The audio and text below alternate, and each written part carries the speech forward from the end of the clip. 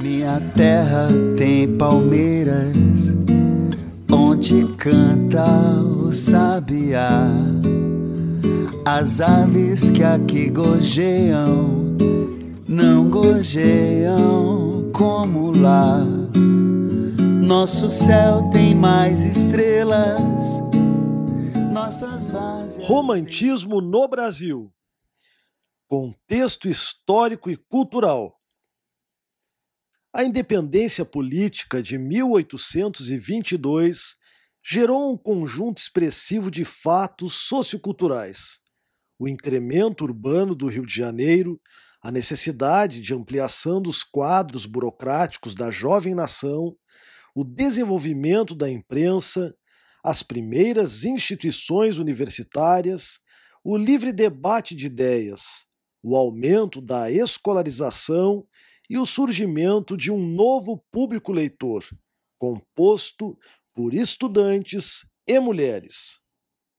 O romantismo brasileiro nasceu dessas circunstâncias, que possibilitaram um notável incremento da atividade literária no país.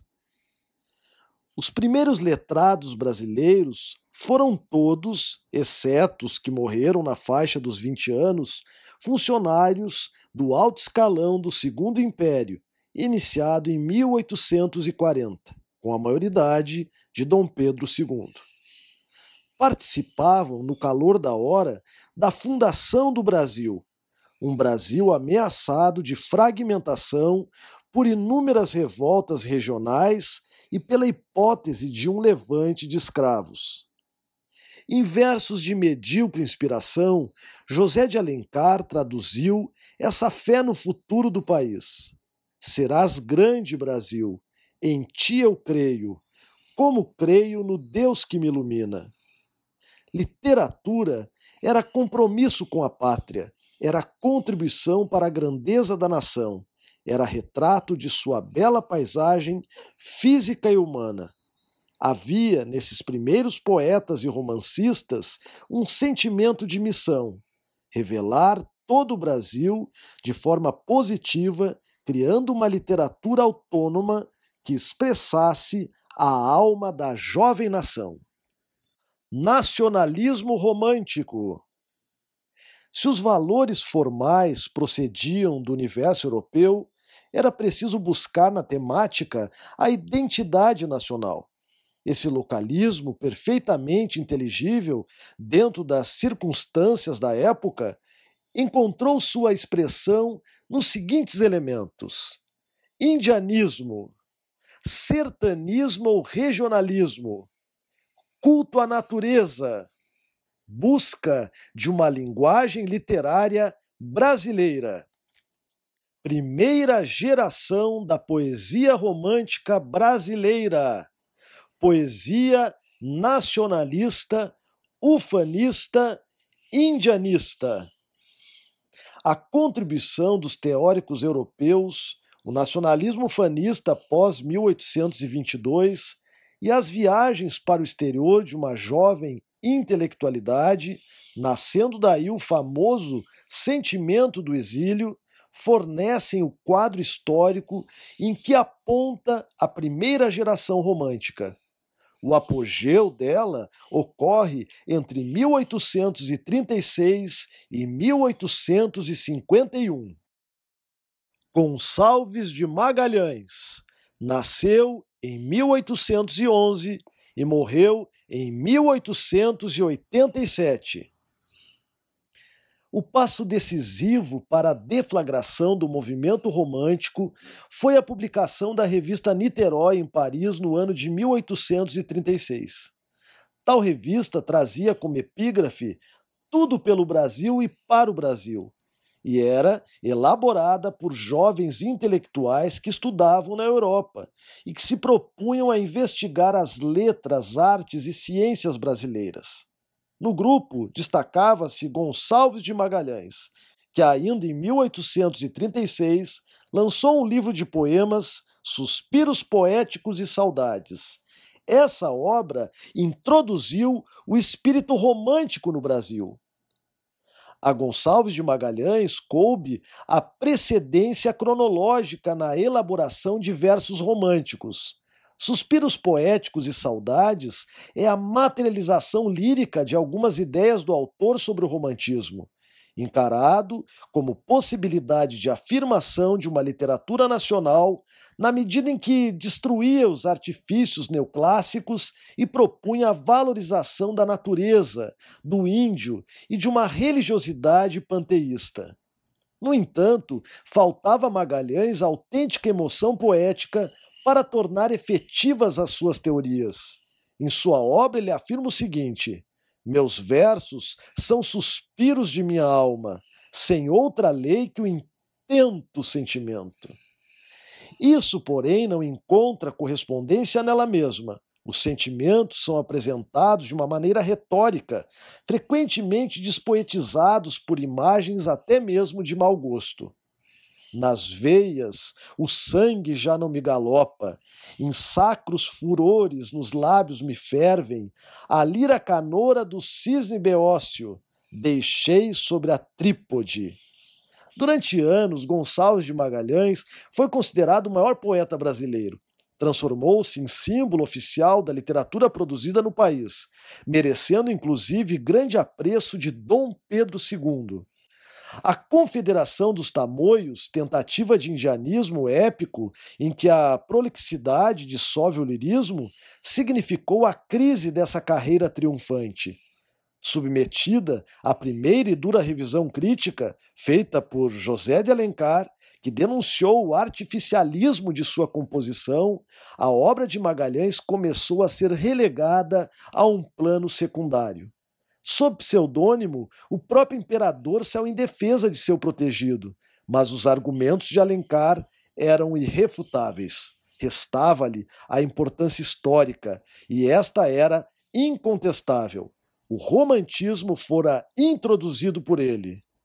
Triste sou como salgueiro, solitário junto ao lago. Suspirar, suspirar, tal é o meu fado. Gonçalves Dias nasceu em 1823 e morreu em 1864. Gonçalves Dias consolidou o romantismo no Brasil com uma produção poética de boa qualidade. Entre os autores do período, é ele o que melhor consegue equilibrar os temas sentimentais, patrióticos e saudosistas com uma linguagem harmoniosa e de relativa simplicidade, fugindo tanto da ênfase declamatória como da vulgaridade. Pode-se dizer que seu estilo romântico é temperado por uma certa dimensão clássica, o que evita os excessos verbais tão comuns aos poetas que lhe foram contemporâneos. Sua obra se articula em torno de 3 assuntos principais: o indianismo, a natureza e o amor impossível. O indianismo. O elogio literário ao índio, como já foi observado, é mais do que uma convenção poética. Trata-se da reafirmação dos princípios nacionalistas da primeira geração romântica, consequência direta do sentimento localista, posterior à independência. Em geral, essas literaturas mesclam elementos pitorescos, os habitantes do Novo Mundo, com a mitologia romântica europeia, a teoria do bom selvagem. Acrescidos de uma visão idealizada, os índios são frequentemente inverossímeis, e de referências etnográficas que deveriam conferir um tom verdadeiro às obras, roupagens, armas, costumes, etc. O objetivo era a elaboração de um herói mítico brasileiro e de um antepassado glorioso, do qual a nação pudesse se orgulhar. A superioridade do autor maranhense sobre outros escritores indianistas resulta de 3 fatores: maior conhecimento da vida aborígene, uso épico e lírico de um índio ainda não deculturado pelo homem branco, e esplêndido domínio estilístico, sobretudo na questão do ritmo e da estrutura melódica. Vários de seus poemas que tratam dos primitivos habitantes tornaram-se antológicos, entre os quais Marabá, o canto do piaga, leito de folhas verdes e, principalmente, primeiro Jucapirama. Esse texto é uma espécie de síntese do indianismo de Gonçalves Dias, seja pela concepção épico-dramática da bravura e da generosidade de tupis e timbiras, seja pela ruptura, ainda que momentânea, da convencional coragem guerreira, seja ainda pelo belíssimo jogo de ritmos que ocorre no texto. Primeiro Jucapirama significa aquele que vai morrer, ou aquele que é digno de ser morto. Em sua abertura, o poeta apresenta o cenário em que transcorrerá a história. No meio das tabas de amenos verdores, cercadas de troncos cobertos de flores, alteiam-se os tetos da altiva nação. São todos timbiras, guerreiros valentes, seu nome lavoa na boca das gentes, condão de prodígios, de glória e terror. Em seguida inicia-se um ritual antropofágico. Em fundos vasos da alvenca argila, ferve o cauim, enchem-se as copas, o prazer começa, reina o festim. O jovem prisioneiro tupi, que vai ser devorado, resolve falar antes do desenlace com triste voz, narra sua vida desaventurada. Aos alegres versos anteriores, de 10 e 4 sílabas poéticas, sucedem-se versos de 5 sílabas, curtos, rápidos, sincopados. Essas variações contínuas indicam que o ritmo varia de uma parte do poema a outra, traduzindo a multiplicidade de situações do argumento.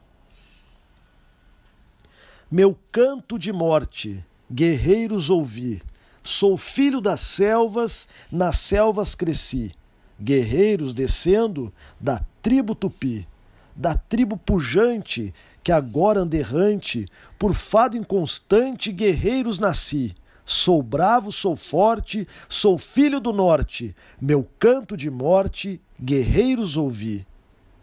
O índio tupi, no seu canto de morte, lembra o velho pai, cego e débil, vagando sozinho, sem amparo pela floresta, e pede para viver. Deixai-me viver, não vil, não ignavo, mas forte, mas bravo, serei vosso escravo, aqui virei ter. Guerreiros, não choro, do pranto que choro, se a vida deploro, também sem morrer. O chefe Timbira manda soltá-lo. Não quer com carne vil enfraquecer os fortes. Solto, o jovem tupi perambula pela floresta até encontrar o pai. Este, pelo cheiro das tintas utilizadas no ritual, pelo apalpar do crânio raspado do filho e por algumas perguntas sem respostas, desconfia de uma terrível fraqueza diante dos inimigos. Pede então que o rapaz o leve até a aldeia Timbira. Lá chegando, exige, em nome da honra tupi, que a cerimônia antropofágica ritual seja completada e que o filho seja morto. No entanto, o chefe Timbira recusa-se, acusando o guerreiro tupi de ter chorado covardemente diante de toda a aldeia. Nesse momento, o velho cego amaldiçoou o seu descendente. Tu choraste em presença da morte? Na presença de estranhos choraste? Não descende o cobarde do forte, pois choraste, meu filho não és. Possas tu, descendente maldito, de uma tribo de nobres guerreiros, implorando cruéis forasteiros, seres presa de vis aimorés. Sê maldito e sozinho na terra, pois que a tanta vileza chegaste, que em presença da morte choraste, tu, cobarde, meu filho não és. Mal terminada a maldição, o velho escuta o grito de guerra do filho. Ouvindo o rumor das batalhas, os sons de golpes, o pai percebe que seu filho luta para manter a honra tupi, até que o chefe Timbira manda seus guerreiros pararem, pois o jovem inimigo combatia com tamanha coragem que se mostrava digno do ritual antropofágico. Com lágrimas de alegria, o velho tupi exclama: este sim que é meu filho muito amado. Como chave de ouro do poema, ocorre uma transposição temporal no seu último canto, O leitor fica sabendo que os acontecimentos dramáticos vividos pelos dois tupis já tinham ocorrido há muito tempo e que tudo aquilo era matéria evocada pela memória de um velho Timbira. Um velho Timbira, coberto de glória, guardou a memória do moço guerreiro do velho tupi. E à noite nas tabas, se alguém duvidava do que ele contava, dizia prudente: meninos, eu vi. Além desses poemas indianistas, Gonçalves Dias tentou elaborar uma epopeia intitulada Os Timbiras. Era um projeto ambicioso. Os índios substituindo os heróis gregos em uma Ilíada brasileira, tropical, com abundantes e coloridas descrições da flora e da fauna. A narrativa teria como eixo a formação e dispersão do povo timbira. Tal obra, contudo, ficou inconclusa e os fragmentos elaborados são inexpressivos. A natureza. Na condição de poeta da natureza, Gonçalves Dias canta o mar, o céu, os campos, as florestas, etc. No entanto, a natureza não tem um valor universal, só merecendo ser celebrada quando simboliza seu país. A luz do sol, por exemplo, é sempre a imensa luz do sol brasileiro. Só aqui, no espaço da pátria, os elementos naturais se manifestam em sua plena majestade. Significativamente, ele deu a essa parte de sua obra o título de Poesias Americanas. Não é de surpreender também que no espetáculo e nos contornos da natureza brasileira o poeta se elevasse até Deus. Assim, nacionalismo e panteísmo se mesclam em sua lírica.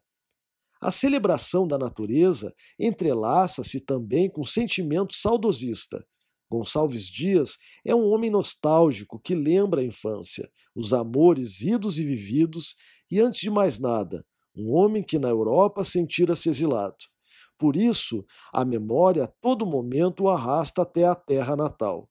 E a pátria aparece sempre como natureza: palmeiras, céu, estrelas, várzeas, bosques e o indefectível sabiá.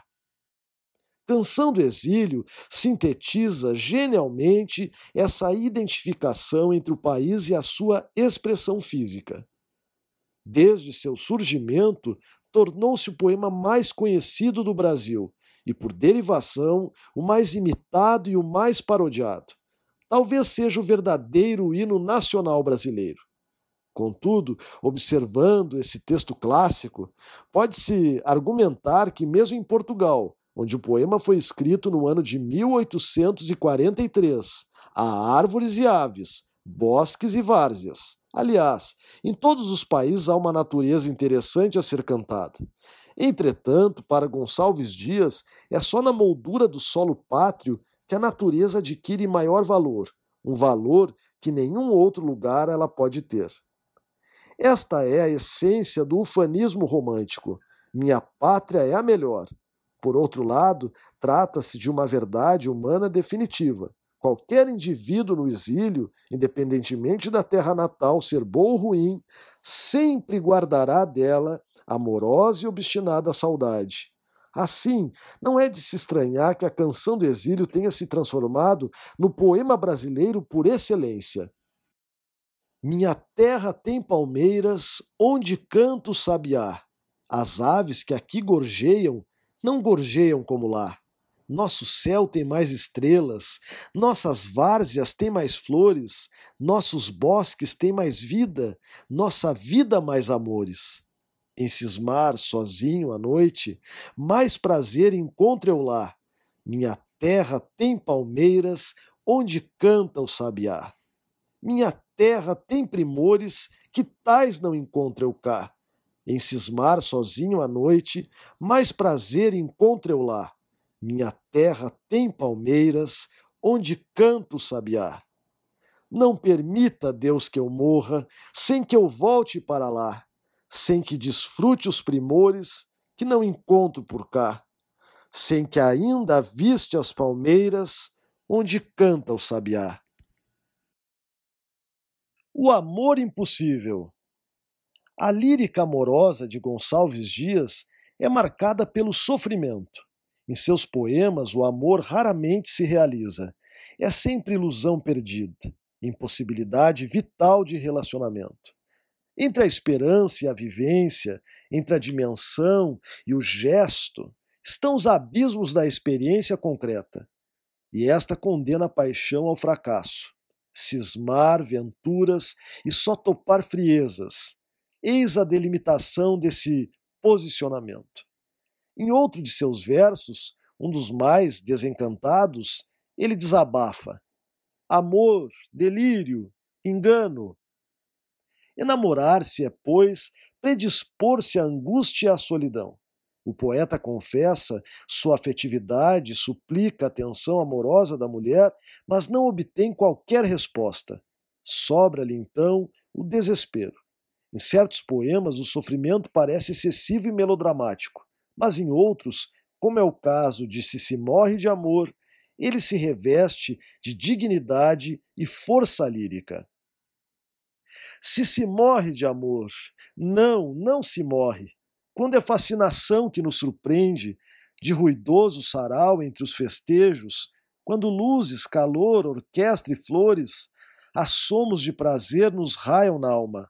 Simpáticas feições, cintura breve, graciosa postura, porte airoso, uma fita, uma flor entre os cabelos, um quê mal definido acaso podem, no engano da amor, arrebatar-nos. Mas isso amor não é, isso é delírio, devaneio, ilusão que se esvanece ao som final da orquestra, ao derradeiro clarão que as luzes no morrer despedem. Se outro nome lhe dão, se amor o chamam, d'amor igual ninguém sucumbe à perda. Amor é vida, é ter constantemente alma, sentidos, coração abertos. Ao grande, ao belo, é ser capaz de extremos, de altas virtudes, ter capaz de crimes, compreender o infinito, a imensidade, e a natureza e Deus, gostar dos campos, d'aves, flores, murmúrios solitários, buscar tristeza, a soledade, o ermo, e ter o coração em riso e festa, isso é amor e desse amor se morre. Amá-la, sem ousar dizer que amamos, e temendo roçar os seus vestidos, arder por afogá-la em 1000 abraços. Isso é amor, e desse amor se morre. Apesar dos vários amores de sua vida, o definitivo foi apenas aquele que Gonçalves Dias experimentou por Ana Amélia. A recusa da família da jovem a seu pedido de casamento o induziu à desilusão e ao pessimismo. Assim, escreveu a maioria de seus poemas sentimentais pensando na inatingível mulher de sua vida. Por acaso, reencontrou-a na cidade de Lisboa, provavelmente em 1855. Ana Amélia o teria recriminado pela falta de ousadia. Ele, então, como forma de desculpar-se e reafirmar sua louca paixão, escreve aquela que é a mais bela de suas composições amorosas. Ainda uma vez, adeus. Enfim te vejo, enfim posso, curvado a teus pés, dizer-te que não cessei de querer-te, apesar de quanto sofri. Muito penei, cruas ânsias, dos teus olhos afastado, houveram-me acabrunhado a não lembrar-me de ti. Mas que tens? Não me conheces? De mim afastas teu rosto? Pois tanto pôde o desgosto transformar o rosto meu? Sei a aflição quanto pode, sei quanto ela desfigura. Eu não vivi na aventura, olha-me bem que sou eu.